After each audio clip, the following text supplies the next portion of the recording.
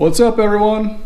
Thanks for stopping by, and today we're going to talk about some the progress I've made and where I'm currently at, and some parts and pieces that I got in and parts and pieces I got coming in. So yes, it's finally warmed up and I decided to clean the face up a little bit. Can't wait for summer to get here, but grab yourself a pop and stick around.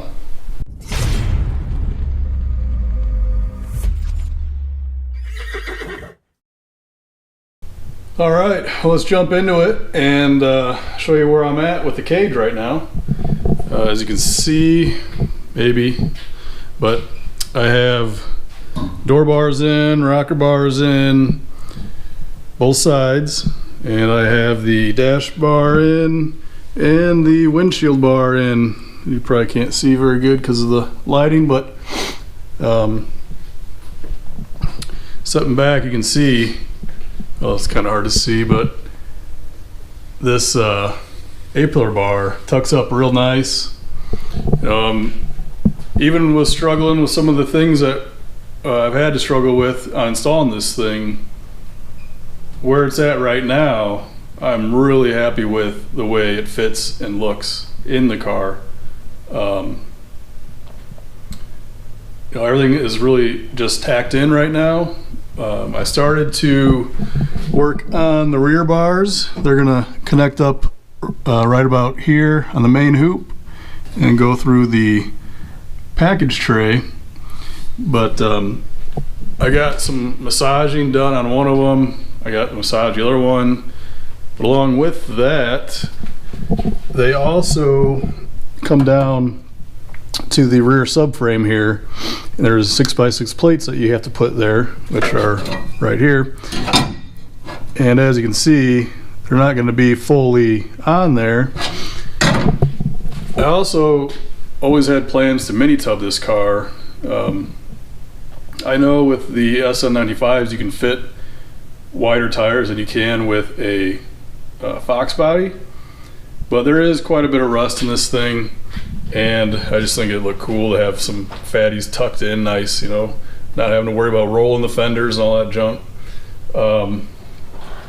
So those mini tubs came in, and I ordered those I ordered them Saturday last weekend. I was told they would ship it on Wednesday. They shipped on Wednesday and they arrived on Thursday. And after looking at a lot of the kits that are out there, I decided to go with Wild Rides because they have their mini tub kit. You can get unwelded or pre-welded. And I like the fact that they use 18 gauge, or I think 045 is 18 gauge, but it's 045 steel. So it's not that HVAC duct stuff that people use, and it doesn't have the Pittsburgh joint that everybody fights to get together. These are 18 gauge and fully welded. I opted for the pre-welded version because I talked to Wild Rides, and this flat spot here is for the SN95. And you can see in the light there that they actually break the edge here, and I don't have a break, and I didn't want to have some ugly looking bend mark in it, so I let them weld them up and ship them out. You can buy the unwelded version for, I think it was $150, and then pre-welded is like $300. So it saves me some time, and it looks better than with the brakes and everything in the wheel well part. It looks better than what it would end up if I did it. So, well, with that, they also come with, I think most kits come with it, but they come with kits, material to cap off the subframe. And last weekend, when I got all the cage tacked in and where it's at right now, I also went and started cleaning up the wheel wells, trying to figure out trying to think ahead and look at what needs to be done in order to install mini tub kit. So I started cleaning stuff up, and I realized doing this that all Ford does in these rear wheel wells is sprays on seam sealer. It took quite a while just to clean this section up, because all this part goes away with the mini tub kit. But I think I probably removed 10 pounds of seam sealer and sound deadening stuff, because there was some on the inside here, up here I took off, and all this down here, because you got to be cutting into it. And I'm planning on taking the lower torque boxes out, seeing the rust that's in some of the spots in this car. It's probably safe to assume that there's some rust in the torque box area. So I'm going to pull those out probably once I get the cage and the mini tubs done. Back to the rear bars. The reason I decided to go and not finish the cage yet and just move to the mini tubs is because of the way those rear bars hit the subframe. My cut mark, as you can see, because Wild Rides Hands gives you these cardboard templates for marking your cut lines. They're going to remove this side of the shock tower over, and I didn't know how the plate would work with mini tubs being installed, and I didn't want to have any issues with rear bars and the mini tubs and the plate, so I decided to hold off on the rear bars so I can get this all situated back here in the trunk. And then I also, because I've already cut the trunk floor out, I reached out to the Division 3, which I'm in, an HRA chassis inspector. There's maybe a dozen of them. Reached out to the one nearest me and asked some questions about how I should go about that, because they call for a 6x6 plate, and if you trim it down, then it's like you may not make certification. And what he recommended was to just put a bend in the plate and go up the mini tub, so then that way it's all tied together. It's still a 6x6 plate, and it should be good for certification. So in order to do that, I need to have the mini tubs in. So you can see, one thing leads to the next, pretty much. So the plan, see the mini tubs in, get the rear bars in, just tacked in, and then I can take and cut the floor to drop this down so I can get in here and weld all this stuff up real nice, especially up in the front footwell area. I hope you can see it well, but I mean, you have your rocker bar, your A-pillar comes into your A-pillar bar, and then your door bar, it all comes in together, and it's all pretty tight against the rockers, so I don't want to fight having tungsten stick out issues and all that stuff. So I'm gonna go ahead and plan to drop it through the floor. That will also allow me to do all my welds up on the main hoop, and then the windshield bar on the A-pillars without burning the headliner, or whether I can get a full weld in there, because if you weld 100%, you do not need any gussets. But if you can weld up to 75%, you can add a gusset, and then it will certify that way. But I'd rather just have 100% weld, that way I know it's fine.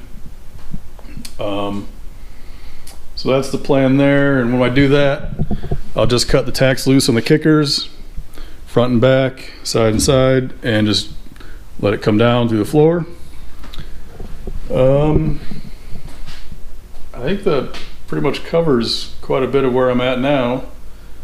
So the Wild Ride mini tubs came in. Those are nice. They look really good. I'm really pleased. The only thing is the shipping. It was kind of minimal, and you can see that, of course, UPS kind of dinged up the one corner, but that's pretty minimal. I can deal with that. I also, because of the rear bars being, going to be installed, I ordered a Scott Rod Fab rear package tray, because NHRA wants you to have the trunk completely sealed away from the driver compartment. And if you just do a seat delete, that'll get that, but there's still holes and everything up on the package tray, so you got to have that totally sealed up too. So I ordered the package tray. I ordered the engine firewall, AC delete patch kit, and I'm going to try something. Scott Rod has a strut tower where the K-member meets just underneath the strut tower. It's a big rust spot for a lot of these cars. He's got a repair kit for that. So I'm going to, and if you looked in some of the, remember from some of the other previous videos, you know that the strut tower here has some big rust holes. And basically what it does is you cut that little section out. He's got the anti-crush pieces that go back inside there, and some other pieces that trim it all out and stuff. So I ordered that, and that'll be here tomorrow. All that Scott Rod stuff will be here tomorrow. So I got a busy weekend, and should be a lot of content. A lot of progress. The Wild Rides comes with some pretty decent instructions. I think it's, for the most part, pretty self-explanatory. You use your template, cut your marks, cut them short, so that way you have material to remove. It's a lot easier to remove than it is to add. So I'll get started on those. I've already actually started. Let's see here. See, I've got this part of the seat brace removed, and my line's marked out. You can see I have the solid line of where this lands. And I just did a dotted line inside of it, so that way I'll cut there, and I'll just slowly fit up everything to end up being real nice. Another, to add on to the reasons of why I haven't done the rear bar stuff yet, is because you can see here there's a nice hole in this rear subframe where your bumper mounts, and it's pretty well rotted out. I got the tank, was it the tank bolt? I forget what bolt that was for, but that's seized and broke off in there, and there's one right here too. So I did order the mini tub bars with my Team Z kit, and those end up mounting like right here, and they help support this rear subframe, because when you put mini tubs in, you end up cutting like, so the only thing left is this inside piece. It's basically all that's there, so there's really not a ton of support. So these mini tub bars actually help support all that. So I have to figure out how I'm going to repair this rot out of this thing, and figure the mini tubs got to go in, so it'll be a good time to figure all that crap out. So that's about it for right now, guys. I'm gonna get busy and get to work. If you guys enjoy these videos and are learning just as much as I am as I work through this stuff, I really appreciate a like and subscribe.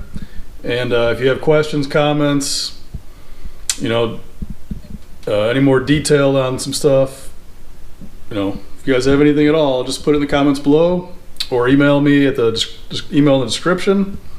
Also, check out the HP Farm Instagram channel. That's in the description as well. Other than that, that's all I got, guys. Get out in the garage, turn that dream into a goal, and crush it.